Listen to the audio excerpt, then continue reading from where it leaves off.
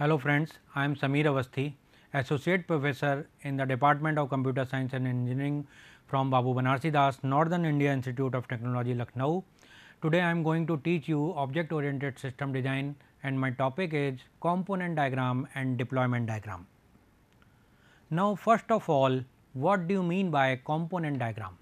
A component diagram, also known as a UML component diagram, describe the organization and writing the physical component in a system. Means a component diagram are often drawn to help model implementation details and double check that every aspect of the system required functions is covered by planned activity. In the first version of UML, component include these diagram were physical diagram, means document, database table, file and executable file and all physical element with a location. So, in UML, first version of the UML. Now, component is a logical unit. Basic component diagram में कौन कौन से symbols use करते हैं, कौन से notations use करते हैं. तो basic component is a logical unit of the logical unit block of the system and slightly higher abstraction than classes. Class में भी एब्स्ट्रैक्शन प्रोवाइड किया जाता है, यहाँ पे भी थोड़ा सा ज़्यादा abstraction, slightly higher abstraction we can use here. Now, it is represented as a rectangle with a smaller rectangle in the upper right corner with tabs or word written above the name of the component to help distinguish it from the class. तो class से अलग करने के लिए इसमें क्या use करते हैं, रेक्टेंगल में से डिनोट करते हैं कंपोनेंट डायग्राम को. अपर राइट कॉर्नर पे एक टैब यूज करेंगे and the word written above the name of the component to help distinguish it from the class. अब जैसे यहाँ पे एक एग्जाम्पल के थ्रू मैंने आपको बताया, ये एग्जाम्पल है, इस एग्जाम्पल में हम यूज कर रहे हैं कंपोनेंट का, लाइक पॉइंट ये, this is the component, this is a component, we use here as a name. Rectangle के अंदर मैंने नाम यूज किया है कंपोनेंट डायग्राम, और इसके अपर राइट कॉर्नर पे हमने एक टैब यूज किया है this. Now moving toward the interface. Interface जिसको बोलेंगे स्मॉल सर्किल, इंटरफेस को हम कैसे यूज करते हैं, स्मॉल सर्किल की तरह यूज करते हैं. ऑन अ स्टिक, एक स्टिक पे स्मॉल सर्किल लगा हुआ है, this is an interface, this is an interface. Full circle represent an interface created or provided by the component. Semicircle represent a required interface like a person input. अब ये semicircle एक interface ये है, this is also an interface and this is also an interface. इसमें full circle की जगह हम क्या यूज कर रहे हैं, semicircle यूज कर रहे हैं, this is a semicircle. Like a person, person के input को हमने क्या दिया, ये semicircle से represent किया and the interface full circle से रिप्रेजेंट किया, provided by the component. Component ने जो प्रोवाइड किया वो हमने सेमी सर्किल के थ्रू रिप्रेजेंट किया. तो interface and interface describe a group of operations used or created by component. Interface describe group of operations used or created by a component. Again dependency, dependency can be drawn by using component and using dashed arrow. Dependency जब भी आपको बताना होगा तो आप component के बीच में dependency बता रहे हो, then we use dashed arrow. ये देखिए मैं यहाँ पे this is the dashed arrow, this is the dashed arrow, we use dependency as with the help of the dashed arrow. These two component and these are the dependency. Now moving toward the next slide, how to draw a component diagram. Component diagram को कैसे use करते हैं. Take stock of everything needed to implement the plan system. For example, for a simple e commerce system you will need component that describe product, order, customer account. Create a visual for each of the component, describe the organization and relationship between component using interfaces, ports and dependency. Now, why use component diagram? Why we use component diagram? The component diagram have remarkable importance. It is used to depict the functionality and behavior of all the components present in the system. Unlike other diagrams that are used to represent the architecture of the system, working of the system, or simply system itself, in UML, the component diagram portray the behavior and organization of component at any instant of time. The system cannot be visualized by an individual component, but it can be done, but it can be by the collection of the component. एक component, एक single component के through हम visualize नहीं कर सकते हैं, but if we use various component, then we use collection of component, then we visualize the system with the use of component. Now, when to use a component diagram, कब use करना है component diagram को? When it represent various physical component of a system at runtime, it is helpful in visualizing the structure and organization of the system. It describe how individual component can together form a single system. Following are these are the two region which tells when to use component diagram, कब use करना है हमें, to divide a single system into multiple component according to the functionality, to represent the component organization of the system. जब भी ये दो हमें perform करने हो एक्शन, तब हम component diagram का यूज़ करेंगे. Then moving toward the where to use the component diagram. Component diagram कब यूज़ करना है, कैसे यूज़ करना है वो समझ लिया. Where to use the component diagram? The component diagram can be used for the following: to model the component of the system, to model the schema of the database, to model the application of an application, model the application of a single application, to model the system source code. जब भी ये 4 points हों, कहाँ पे आपको where to use these 4 area, you use the component diagram. Now, this is a picture of a component diagram. This is a picture means this is a online shopping system, UML component diagram of a online shopping. Here we use the there are two type of package: customer, order. This is the persistence and this is the security region, access control, encryption, data access, order, data access, customer. This is the overall the view of the component diagram of online shopping. Now, moving toward the deployment diagram. Deployment diagram क्या होता है? What is exactly the deployment diagram? The deployment diagram visualize the physical hardware on which the software will be deployed. किस तरीके से आपने अपने software को deploy करना है यूजर को,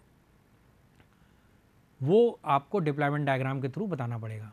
it portray the static development view of A system. It involves the nodes and their relationship. It ascertains how software is deployed on the hardware. It maps the software architecture created in design to the physical system architecture, where the software will be executed as a node. Since it involves many nodes, the relationship is shown by utilizing communication path. Purpose of the deployment diagram. अब deployment diagram का क्या purpose है? To envision the hardware topology of the system, to represent the hardware component of the system component are installed, hardware component on which the software component are installed. तो इनको represent करने के लिए किसका use करते हैं? deployment diagram का.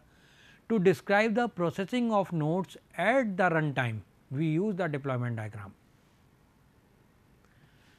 Deployment diagram symbol और नोटेशंस कौन कौन से यूज़ करने हैं इम्पॉर्टेंट है.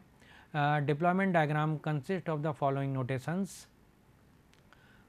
component, artifact, interface and node. These are the 4 notations we use in deployment diagram, and this is a picture of all these 4 components. First picture is for the component 1, then interface, this is an artifact and this is the node. These are the rule for use case diagram.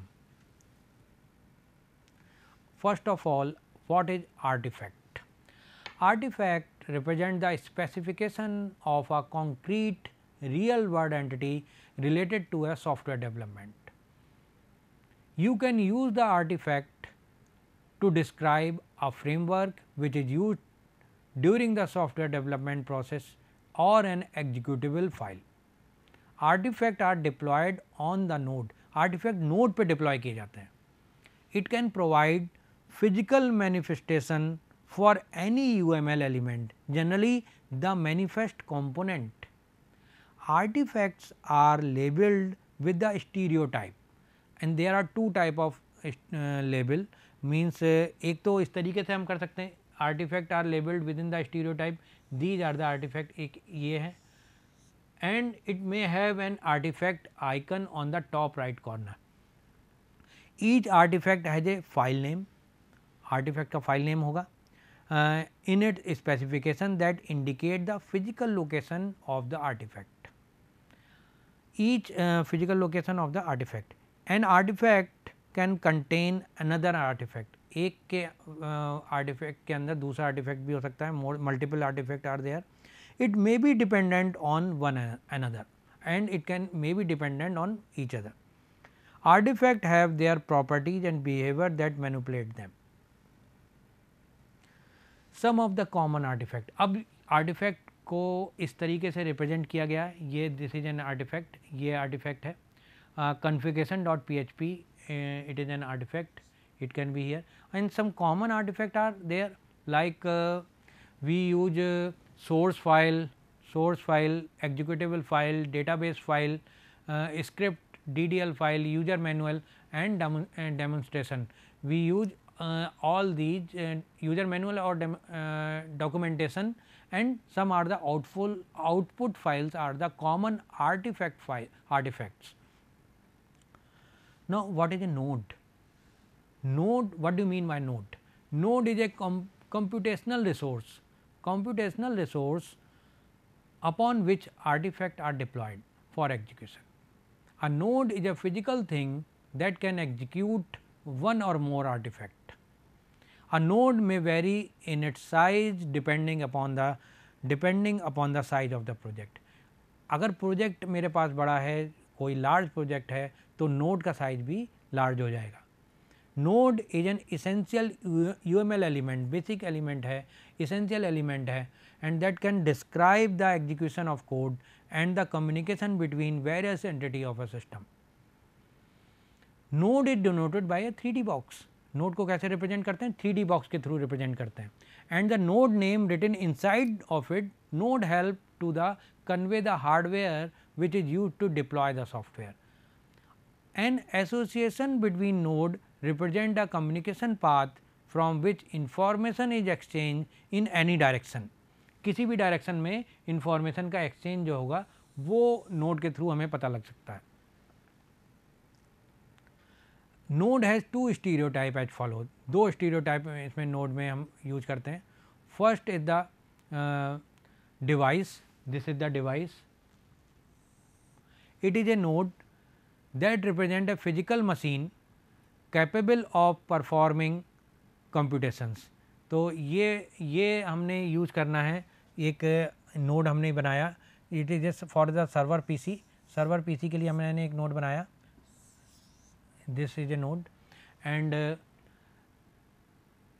Device can be a router और a server PC. It represented using a node with stereotype device. मैंने यहाँ पे stereotype क्या लिया है? Device. This is a stereotype. This is a stereotype device.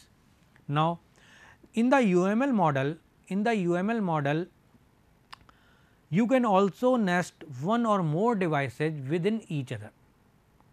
And this is a representation of a device. This is a representation of a device in UML. Execution environment, it is a node that represent this. It is a node that represent an environment in which software is going to execute. For example, Java application are executed in Java virtual machine. As you have already know that Java is a platform independent language, but we can use JVM, and on the help with the help of JVM, Java is platform independent. Java application are executed in Java virtual machine, and first of all we used to Java virtual machine, we download the Java virtual machine in a system. JVM is considered as an execution environment for the Java application. We can nest an execution environment into a device node. You can net more than one execution environment in a single device node, and this is a representation of execution environment in the UML. We use as a this is a Java machine and execution environment. We use a Java application are executed in Java machine, we use JVM here. These are the execution environment. Now the deployment diagram कैसे working है, HTML5 video, deployment diagram of HTML5 video. Okay, this is a web server and these are the artifact index.php. index.php मेरे पास यहाँ पे है and port 80 HTML5 deployment diagram में explain कर रहा हूँ. HTML5 video player in the browser. अब port 80 use करता है this can be that can be use by port 80 machine. Now web browser contain artifact HTML5 player. This web browser contain artifact HTML5 player, and this is a used as a device user PC, device database server. There are two device here, database server and user PC. User PC can use port 80, this is port 80 यहाँ पे मैंने लिख रखा है, और ये है SQL database के लिए एक. तो इस तरीके से हम डिप्लॉयमेंट डायग्राम का यूज करते हैं. Deployment diagram working of HTML5 video player in the browser. Overall view of HTML5 video player, HTML5 video player in the browser. Now how to draw a deployment diagram. किस तरीके से आप deployment diagram को बनाओगे, draw करोगे. The deployment diagram portray the development view of the system. Basically जो deployment view होता है वो डिप्लॉयमेंट डायग्राम के थ्रू ही बनाया जाता है, यूज किया जाता है. तो deployment diagram portray the deployment view. It helps in visualizing the topological view of the system. Again it incorporate nodes which are physical hardware. उन नोड्स को कवर करता है जो फिजिकल हार्डवेयर का पार्ट है. The nodes are used to execute the artifact. The instance of artifact can be deployed on the instance of node. One of the essential element of the deployment diagram is the node and the artifact. So, it is necessary to identify all the nodes and the relationship between them. Lastly, it becomes easier to develop a deployment diagram if all the nodes, artifact and their relationship is already known. तो हमारे पास अगर मुझे deployment diagram बनाना है तो पहले से मुझे सारी नोड्स, आर्टिफैक्ट और उनके बीच का रिलेशनशिप पता होना चाहिए ऑलरेडी. अगर ये मुझे पता है then we can easily create and develop a deployment diagram. Now moving toward the next slide and that is when to use a deployment diagram. Deployment diagram का यूज कब करना है, कैसे करना है वो हमने देखा. कब करना है, when to model the network and hardware topology of the system we use the deployment diagram. To model the distributed network and the system we use the deployment diagram. To model the hardware details for a client server system we use a deployment diagram, and lastly for modeling the embedded system we use the deployment diagram. Now these are the 4 points. These are the 4 points and this is the basic deployment diagram working of HTML5. So, again we can explain, I am explaining you the node has two stereotype, and these two stereotype are the device and the execution environment. अब execution environment को कैसे explain किया जा सकता है? node that represent an environment in which software is going to execute, execution environment होगा वो. For example, Java application are executed in Java virtual machine and JVM is considered as an execution environment for Java application. We can nest an execution environment into a device node. We can nest the more than one execution environment in a single device node. अब आपने देखा होगा कि जावा को बोलते हैं कि Java is a platform independent language. Java platform independent है, जावा पोर्टेबल है, जावा रोबस्ट है. कई सारे आपने इसके फीचर्स सुने होंगे ऑब्जेक्ट ओरिएंटेड प्रोग्रामिंग के. जावा के लिए Java is pure object oriented programming language. जहाँ पे हम ऑब्जेक्ट ओरिएंटेड सॉफ्टवेयर डिज़ाइन की बात करते हैं तो जावा का यूज़ होता है. अब अगर मैं आपसे कहूँ कि जावा प्लेटफॉर्म इंडिपेंडेंट है with the help of the JVM virtual Java machine के थ्रू, तो जावा वर्चुअल, अब JVM प्लेटफॉर्म इंडिपेंडेंट कैसे बनाता है? ये प्लेटफॉर्म इंडिपेंडेंट ये एग्जीक्यूशन इन्वायरमेंट प्रोवाइड कराता है. एग्जीक्यूशन इन्वायरमेंट मीन्स आपके सिस्टम पे जिसमें JVM नहीं है, तो पहले क्या है, JVM इंस्टॉल कराना. पहला फर्स्ट टास्क क्या हो गया, JVM इंस्टॉल कराना. जब आप JVM इंस्टॉल कर दोगे तो ये क्या हो गया, इंडिपेंडेंट ऑफ द प्लेटफॉर्म. ये हर मशीन पर रन करेगा. जिस भी मशीन पे आप चलाओगे तो क्या होगा, प्लेटफॉर्म इंडिपेंडेंट है.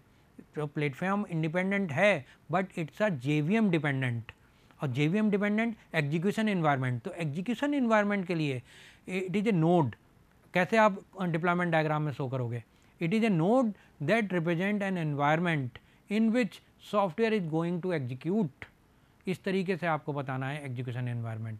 अब यहाँ पे मैंने ये जावा मशीन ये के एग्जीक्यूशन एनवायरनमेंट दिया है JVM का, और ऊपर JVM दिखाया. Following is the representation of an execution environment. ये एग्जीक्यूशन एनवायरनमेंट का एग्जाम्पल हो गया. नाउ ये डिप्लॉयमेंट डायग्राम है. वर्किंग ये मैं आपको बता चुका हूँ. Working of HTML5 video player in the browser with in the browser working of HTML5 video. तो इसके लिए मेरे पास देखो दो मैंने यहाँ पे क्या बनाया है, web server, database server, web server, database server and user PC. These are the three diagram shown here. Web server, database server and user PC. This artifact is index.php. Artifact is index.php. Device is a web server. We can written here. Now this can be embedded into the browser. So port on the user end, user PC, on the user PC we use port 80. यहाँ पे port 80 use होगा. This is a port 80 and device web browser, device is web browser. Here database device is database server. तो हमने यहाँ पे जो database SQL database है उसके लिए डिवाइस का नाम यहाँ पे हमने डेटाबेस सर्वर रखा है, और जो डेटाबेस डिवाइस है जो वेब ब्राउज़र है उसके लिए हमने यहाँ पे डिवाइस का नाम वेब ब्राउज़र रखा है. तो HTML5 video player embedded in the web browser. So artifact में हमने HTML5 प्लेयर यहाँ पे शो कर दिया. तो इस तरीके से डिप्लॉयमेंट डायग्राम आपको बताना है. ओवरऑल पैकेज आपको क्लासेज के फॉर्म में इस तरीके से दिखाना है.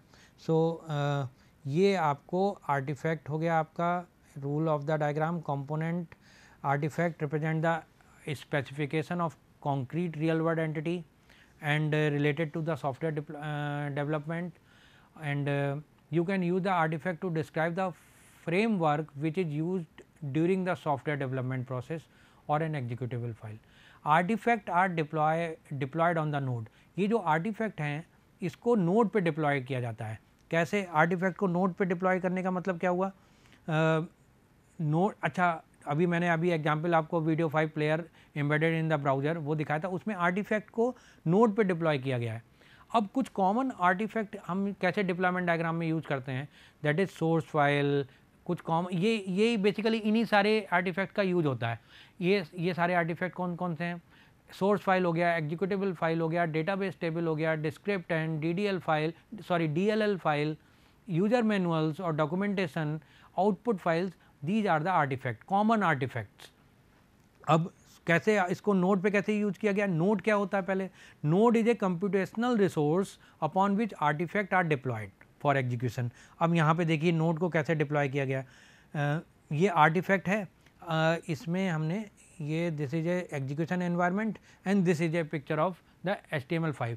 अब यहाँ पे ये मैंने इस पर्टिकुलर नोड पे ये आर्टिफैक्ट यहाँ पे यूज किया, user PC web browser artifact HTML5 player, इसको मैंने किस पे किया? नोड पे डिप्लॉय किया।